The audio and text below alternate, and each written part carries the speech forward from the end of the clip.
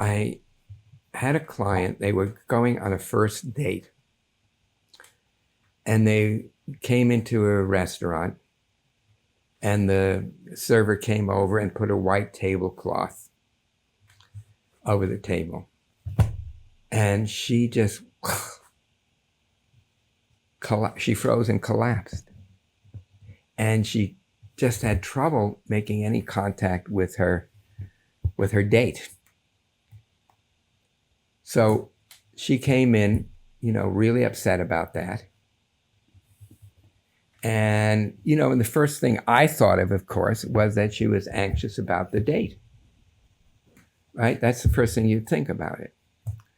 But then when I kind of took this piece by piece by piece by piece, remember it happened at the moment when the server put the tablecloth on, the white tablecloth. So I had her work with that image. And then boom, all of a sudden, she was back when she was about 4 years old. And they were visiting a relative's house. And they were having some kind of a party or something like that. And there was a table filled with all kinds of goodies, appetizers and that kind of thing. And so she saw, and 4-year-olds, they want to push everything. They want to try everything. They want to use their strength for everything. So she saw the tablecloth and she pulled the tablecloth. Everything came down onto the floor. Her mother screamed at her. Finding this video helpful? For more content like this, click the link below to learn more about NICABM's Master Program on the Treatment of Trauma. You can get the program at 50% off for a limited time. She never thought about that again. But there in that moment, bizarrely in a way, where is this coming from when she's having this date that she goes into this collapse, this freeze collapse and shame?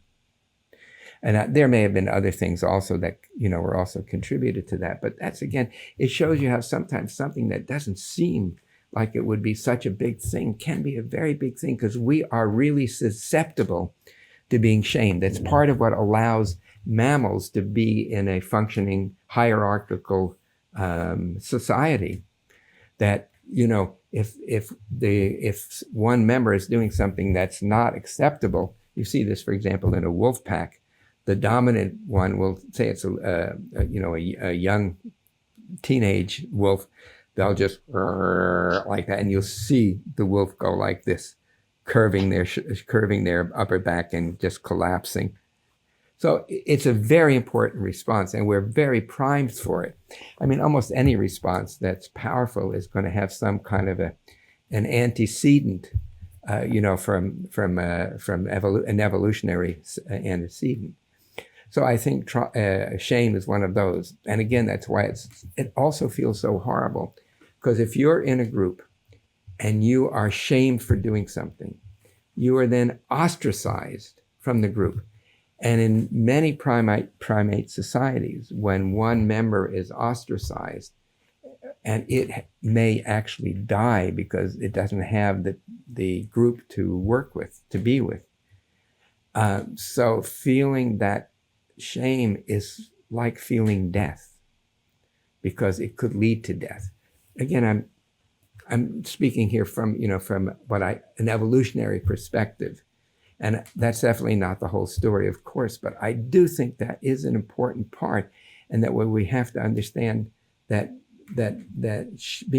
feeling shame it has a positive social function of doing something that you're feeling that you shouldn't have done, shame, and then apologizing. Or that it's so powerful that it can ostracize the person. So shame feels like death. It feels like death. It's grilling, it's compounding, it metastasizes,